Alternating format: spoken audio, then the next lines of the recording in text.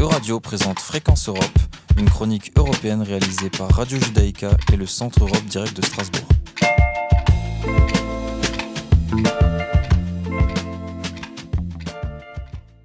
Lors de la session plénière à Strasbourg, nous avons rencontré le député européen Christophe Grudler, fin connaisseur de la politique spatiale de l'Union européenne, qui revient d'abord pour nous sur les conséquences de la guerre en Ukraine pour la coopération spatiale internationale.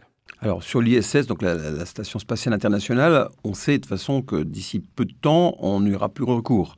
C'est déjà un système qui est déjà ancien et il y a d'autres modules qui sont en cours de fabrication dans un cadre international, notamment le programme Artemis autour de la Lune, qui va faire qu'il y aura une nouvelle ISS autour de la Lune qui permettra régulièrement d'envoyer des gens sur la Lune et tout ça bien sûr en coopération internationale. Bon, les Russes avaient déjà manifesté leur souhait de ne plus être sur l'ISS bien avant la guerre et de coopérer plutôt avec les Chinois au niveau de l'espace.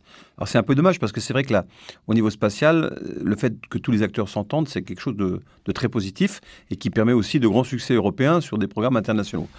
Le problème de la guerre en Ukraine, c'est qu'elle a déjà eu des incidences, puisque les Russes ont lancé des attaques sur les satellites Viasat de l'Ukraine, notamment de l'armée ukrainienne, pour l'empêcher d'agir. Il y a eu également, une des priorités russes, ça a été de bombarder les usines ukrainiennes de fabrication des moteurs Vega, pour les fusées Vega. Et donc aujourd'hui, nos Vega n'ont plus de moteur, hein, donc Vega c'est les petites Ariane quoi si vous voulez, hein. Et donc en fait il y a un impact direct pour notre industrie spatiale et pour notre stratégie spatiale. Accessoirement, vous avez les Américains toujours à l'affût, Monsieur Musk qui vient gentiment nous dire mais écoutez il n'y a pas de problème, moi je vais venir avec Starlink proposer de la connexion satellitaire pour aider les Ukrainiens. Et donc dans la partie, on va dire, parce que vous savez qu'un satellite, quand il tourne autour de la Terre, il y a des moments, voilà, il va être au-dessus des États-Unis, il va être payé par les utilisateurs aux États-Unis, puis quand il arrivera au-dessus de l'Ukraine, il n'a pas besoin, le système est déjà payé. Donc en fait, c'est des temps de latence qui peuvent être ça peut être de la générosité qui coûte pas cher, on va dire. Et donc voilà, aujourd'hui, l'Europe est absente de cet aspect satellitaire pour aider l'Ukraine. Pour autant, l'Union européenne ne compte pas être à la traîne et vient de lancer le projet Connectivity, dont le député Christophe Grudler est le rapporteur pour le Parlement européen. Aujourd'hui, il est majeur pour l'Europe d'avoir un accès autonome à l'espace, parce que si on n'y va pas, ça sera demain la constellation Starlink de M. Musk, Kuiper d'Amazon, tous ces opérateurs-là qui vont se mettre dans l'espace.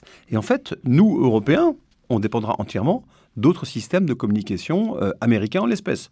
Là, le fait d'avoir un accès autonome à l'espace, c'est ce qu'on défend avec cette constellation de satellites européens qui s'appelle donc Connectivity, qui va permettre d'avoir une partie de communication sécurisée pour les gouvernements, la défense, ce qu'on appelle la communication quantique, voire post-quantique, où l'Europe est quand même, les chercheurs européens sont les meilleurs au monde sur ces questions de quantique. On est vraiment en avance et il n'y a aujourd'hui pas de communication quantique dans l'espace. Donc c'est un système de clés sécurisé qui fait qu'on ne peut pas intercepter les communications. Et de l'autre côté, pour le grand public, on va dire, il va y avoir donc de l'Internet broadband, donc de l'accès à Internet jusque dans les vallées les plus reculées en Europe, jusque sur les îles les plus éloignées des côtes.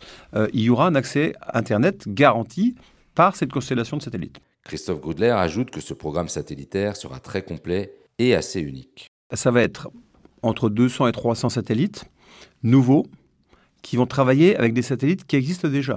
Donc les nouveaux devraient plutôt être envoyés en basse orbite, autour de 600-700 km. Ils vont travailler avec des satellites qui sont en MEO, donc un peu plus haut, on va dire à peu près 1500 km, et également avec des satellites qui sont en géo, donc qui sont géostationnaires à 36 000 km de la Terre. Donc il va y avoir un réseau, un système qui va être très complet, qui va être assez unique. On n'est pas comme les Chinois qui veulent lancer 20 000 satellites, Monsieur Musk qui veut aussi lancer, lui, 20 000 satellites, mais des petites boîtes qui font que renvoyer des signaux. Là, ça serait un système bien plus intelligent, plus évolutif, parce qu'en fait, on s'aperçoit que dans la technologie satellitaire, la réalité d'aujourd'hui n'est pas celle de demain. Donc, on ne va pas lancer dans 4 ans une constellation qui sera dépassée au niveau technologique, mais une constellation qui sera capable de s'adapter à toutes les innovations techniques. Le député européen espère un vote de son rapport avant la fin de l'année pour des premiers lancements en 2024 et un achèvement en 2027.